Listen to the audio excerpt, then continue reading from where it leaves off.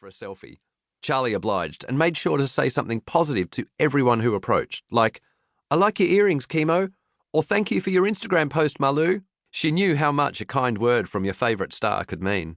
Of course, wherever Charley went, George was sure to follow, usually with his camera in hand.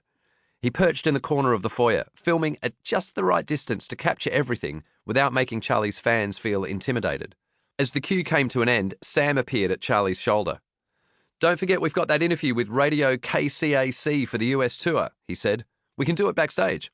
"Oh yes," exclaimed Charley. "I nearly forgot." Although she had already posed with everyone who wanted a photo, there were still a few fans lingering in the foyer to catch one last glimpse of her. Charley Parker, the girl who had recently rocketed to stardom. "Thanks, everyone," Charley smiled. "I hope to see you all again." As the group smiled and waved, one lone voice cut through.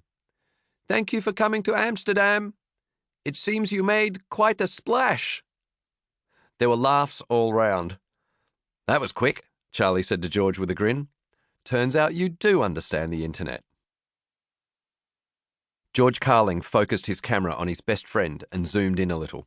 Charley had returned to the backstage couch and was perched over Sam's battered old phone, which was wedged between the bananas and the trail mix. Sam always insisted Charley's phone interviews be conducted on speakerphone so he could hear everything that was said. "You're listening to Ronnie D on Radio KCAC," said a very excited American woman.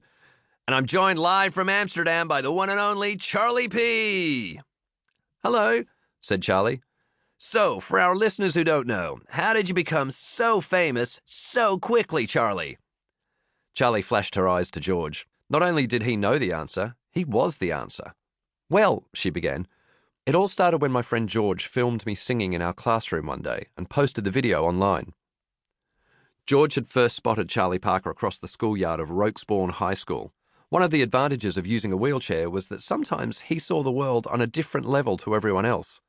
This was also one of the reasons George thought he'd make a good comedian one day. While all other heads were turned towards the football rocketing across the concrete or the tennis ball flying through the air, George saw Charley. She was the new girl, dark-haired, already with a purple streak, and wearing Doc Martens, sitting on her own and singing to herself. She didn't seem to realize anyone was watching her and probably thought that no one cared anyway. George cared, and he saw, and he listened. And one day, George had an idea. "Oh my God!" crowed Ronnie D from KCAC. "You guys sing in the classroom? English schools sound like so much fun. Do you know Harry Potter?" No, I think he goes to a different school," answered Charley, catching George's eye and grinning. "And I wasn't actually singing during a lesson. I just happened to be eating lunch in the classroom that day." George could still picture the whole scene in his mind. The day had been particularly blustery, and the wind had whipped up the students' energy like a mini tornado, which was why George had decided to have lunch in Miss Fairbairn's classroom. Being susceptible to other people's energy was another asset he thought would make him a good comedian. When Charley had walked into the classroom, belting out a song George had never heard before, he hadn't been sure if she'd even noticed him, but he'd started filming anyway. "Heart thief," Charley had sung. "You're nothing but a heart thief." Right, I'll be honest, at this point, as the author, not telling the story, I have to tell you Charley sings way better than I do, like way better. But anyway, I'll get back to the story.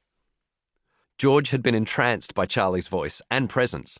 She'd seemed to become a totally different person when she sang. He had wondered who'd inspired the lyrics and made a mental note to never get on this girl's bad side. "Did you know he was filming you?" asked Ronnie D. "I had a feeling he might be," Charley grinned, remembering the moment she'd caught George's reflection in the cracked window of Miss Fairbairn's classroom. "Did you get all that?" she'd asked, half smirking, half frowning. "I'm sorry," George had blurped. "I'm so sorry."